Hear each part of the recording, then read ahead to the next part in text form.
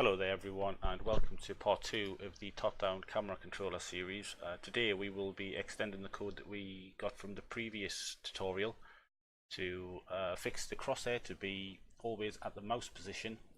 We will also be making the player rotate around with the crosshair, and we will also be making the crosshair rotate, so whatever normal it hits, it will face away from it, so that it looks correct. That's an optional. You don't have to have that in if you're going for an orthographic view game, but it's there in the code if anybody would need that for any reason. To further this, what I'm going to do is I'm going to quickly go into my hierarchy and get rid of these two prefabs here, and I'm going to enable these two back. So what we have now is the exact same scene that we had from the previous tutorial. The exact same behaviors, exact same scripts, everything is exactly the same. So from here, to start coding out what we need, I'm going to go onto the player and add a new component. I'm going to call this player controller, and we're going to click new script, create and add that to the player.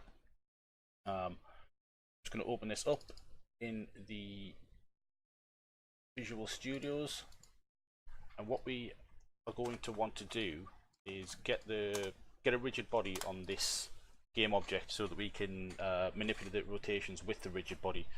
So I'm going to create a new rigid body up the top here. That's a rigid body with a lowercase b, and I'm just going to call that my rigid body. While I'm doing this, I'm also going to put a require component at the top here. Oops, that's not what we want. Require component, thank you. And we're going to make that a type of rigid body, so that no matter what happens, there will always be a rigid body attached when this to the game object this script is attached to. To demonstrate that, I'm going to just quickly go back out, go into Unity, and on the player where we've just attached that script, I'm just going to quickly take it off, and I'm going to drag the script from the assets menu at the bottom here and drag it back onto the player. As you'll see, it will automatically drag in a rigid body. It's just a handy little thing to make sure that you've always got the components that you need on the game object. But while we're here, I do believe we need to turn off gravity. We don't. I'm just going to turn it off anyways for now, because we've got no need for it to just make things potentially more complicated if there's any issue with the player not sitting exactly on top of the floor or anything of that nature. So from here, I'm going to go back into the player controller script. And I think to get started, what we're going to want to do is look at getting the mouse position hooked up to the crosshair, so the crosshair is always fixed to it. To do this, I'm going to get the crosshair game object by its tag that we had set previously. So I'm just going to make a temporary game object called crosshair go. We're going to make that equal to game object.find object with tag, just object, not objects, and we're going to look for we called it target, didn't we? Target. So that will get us the game object that is tagged target, but to use this, we're going to need to change this into a transform, from which we are going to need a variable up the top here. So I'm going to create a new transform up the top, just above the rigid body. I'm going to just call this crosshair t. That's just going to be used to store the crosshair's transform. And just below where we created this temporary variable here in start, I'm just going to set the crosshair t to be equal to crosshair go dot transform. And that will get us the transform of the crosshair, which we will need for this script. And we're also going to need to make sure that it knows what we want of the rigid body, and we will do that by typing in this right here. There we are. So from here, we're going to want to create a aim method. I am going to just call that method aim, so I'm just going to put that in update now. So what we want. Just normal aim, just close it off, and we'll just go below update and create a void aim, and it won't take any parameters. Open that up, and then there we are, we have that in there. Just before I get started with the aim, I am going to change this stuff here and put it in a setup method. I don't really like having too much in my start, so I'm just going to change this to setup like we did in the previous video, and just above that I'm going to create a void start, and in there I'm going to call setup. There we are, and that'll work exactly the same. It's just so that the start method's a little bit cleaner, and we can kind of move things around and keep them a bit more organized, I suppose. Okay, so from here we will start working out the aim method, and what we're going to do is we're going to use a ray from the camera to always dictate where the crosshairs should be. So with that, we're going to create a ray. We're going to call it cam ray, and that is going to be equal to camera dot main dot screen point to ray, and we're going to give it the input dot mouse position. There we are. Camera dot main is just the main camera that comes in with the scene. As long as you haven't changed that, that will be exactly the same. If you have, I do believe you can just go into Unity. Let me just have a quick look here and click on the main camera. Oh yeah, you can see there's a tag there. Just assign that tag to it, and it will declare it as the main camera, and this script will work. We're back into the code. We're going to be wanting to use this ray. Oh no! First, we're going to need a raycast hit variable. I'm just going to call this hit, so that will store the information of where the ray actually hit, and we're going to use that to change the position of the crosshair that we got earlier with this script. So to use this, we're going to check if physics dot raycast. We are going to feed this the ray we've just created, which is camera, and we're going to put out the hit information. And inside of here, I've missed one of the brackets off the end of there. Just put that in.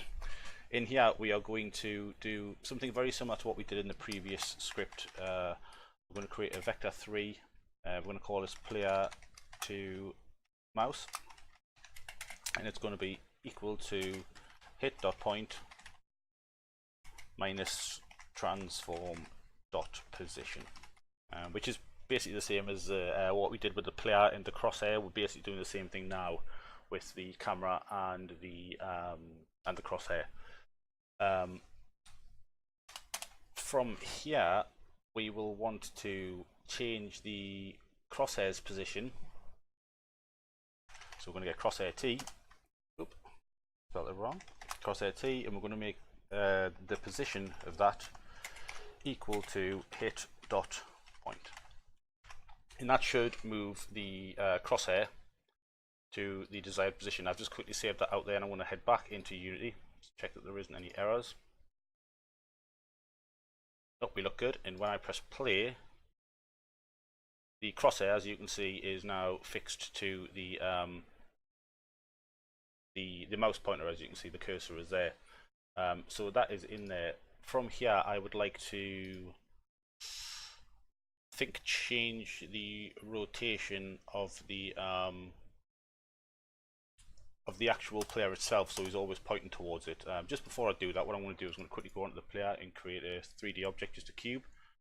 I'm just going to shrink this down a little bit on its Y, and then a bit on its Z, and I'm just going to shift it forward a little bit just so we can see where he's pointing. So we've got this little white stick kind of sticking out the front. Obviously when we go into the player view, since it's top down, we will be able to see that sticking out the front. But as we can see, he's not rotating to the crosshair. So we're going to go ahead back into the code, and we're going to change that now. And to do that, we're going to create a quaternion. We'll just call that new rotation, and that is going to be equal to quaternion dot look rotation, and we're going to give that the player to mouse.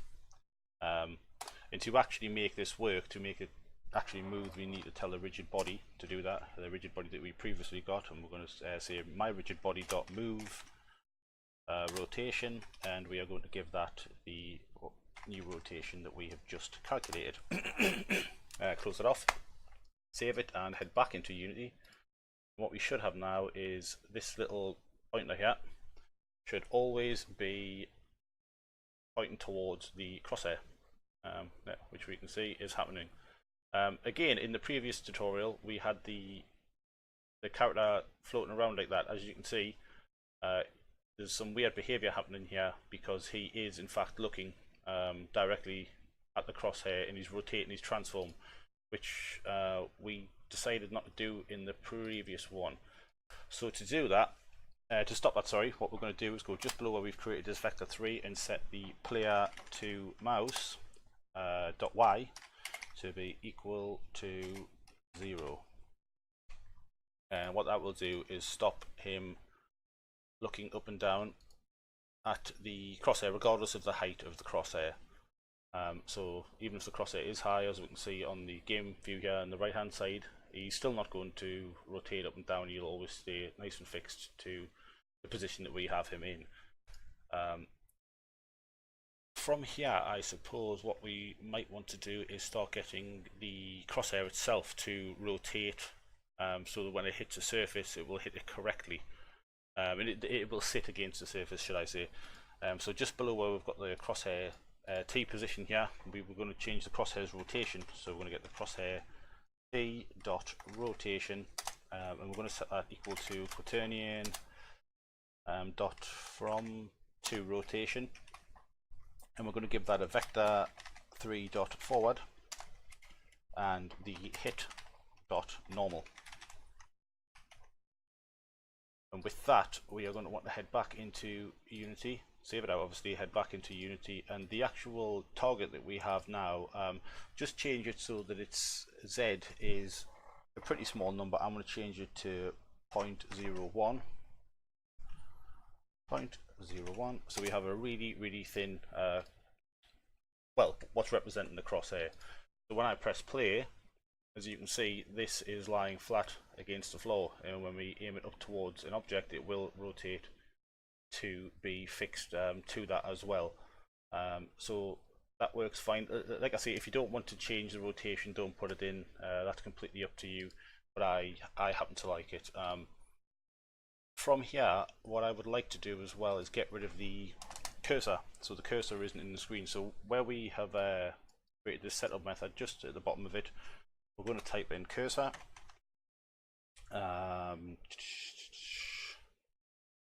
cursor dot lock state, I do believe. Yep, cursor dot lock state, and we're going to set that equal to cursor mode dot confined, which will force this to, oops, sorry, cursor lock mode, not cursor mode, cursor lock mode dot confined there.